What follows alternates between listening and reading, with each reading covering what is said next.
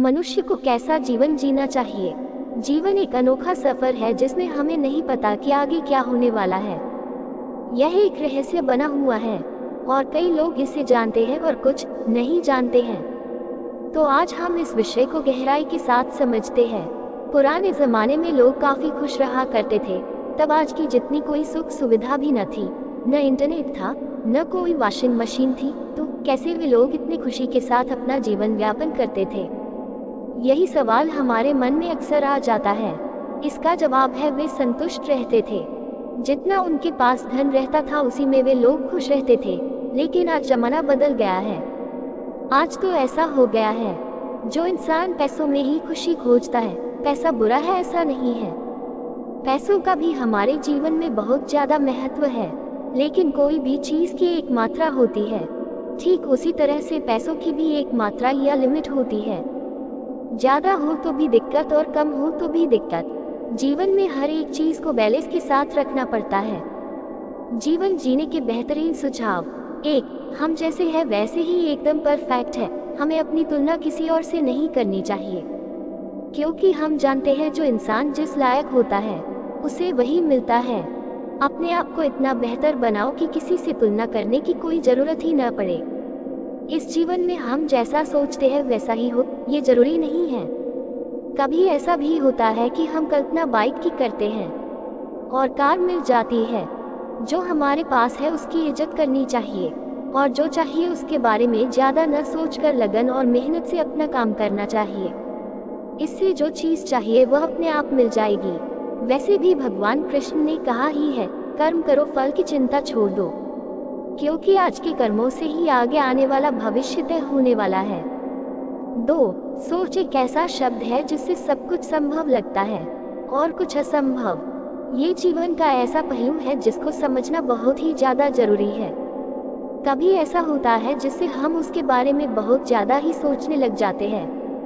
वह बात अच्छी भी हो सकती है और बुरी भी, और कोई इंसान ऐसा भी होता है जो दिन भर सोच में ही डूबा रहता है। जैसा कि मैंने पहले बताया कि जो हमें चाहिए उसे पाने के लिए हमें प्रयास करने चाहिए, न कि उसके बारे में और सोचना चाहिए।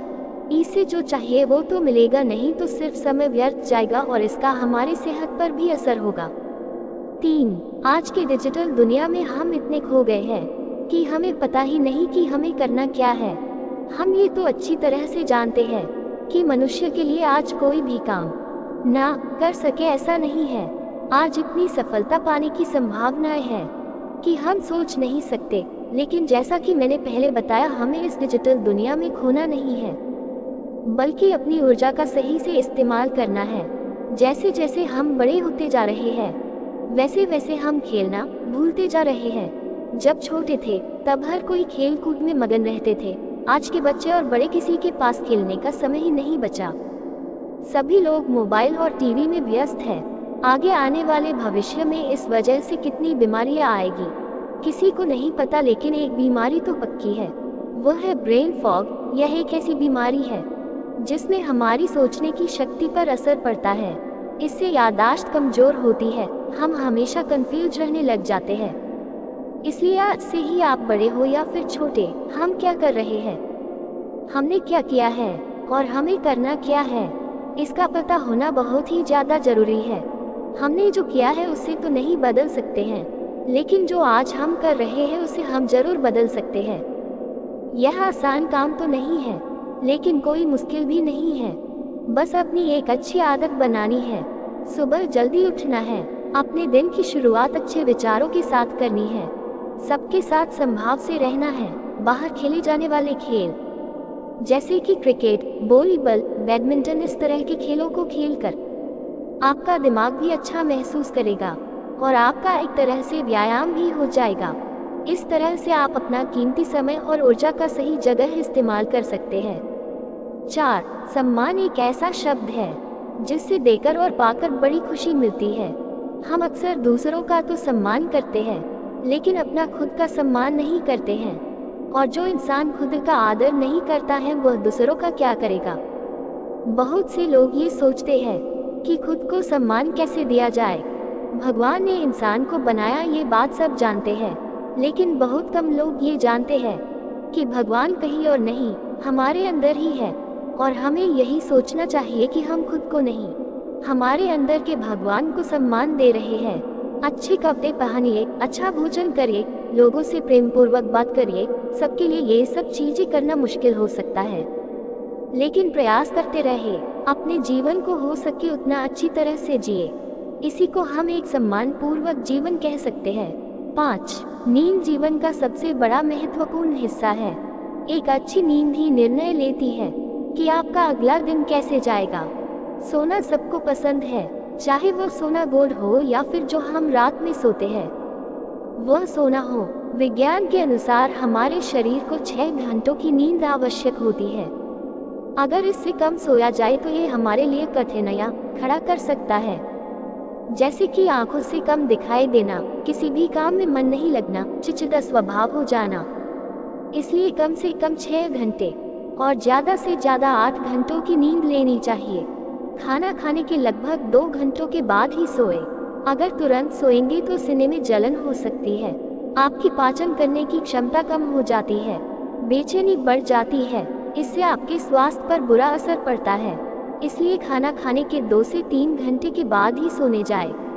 अच्छी नींद के लिए हमें सोने से पहले कोई भी अच्छी किताब पढ़नी चाहिए, जिससे आपको नींद जल्दी आएगी और आपके ज्ञान में भी वृद्धि होगी। इस तरह से आप एक अच्छी नींद ले सकते हैं। 6. समभाव यानी सबके साथ समान भाव से रहे। इसको हम एक उदाहरण के तौर पर समझते हैं। एक राजा था जो सबके साथ प्रेम पूर्वक अपने राज्य को चला रहा था।